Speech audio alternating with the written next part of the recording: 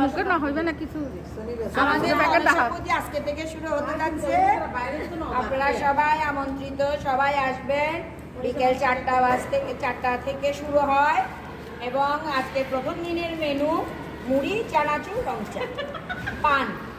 সবাই আমন্ত্রিত, যে যেখানে আছেন আমাদের সাথে যুক্ত হয়ে যান, আমার সাথে যুক্ত হয়ে যান।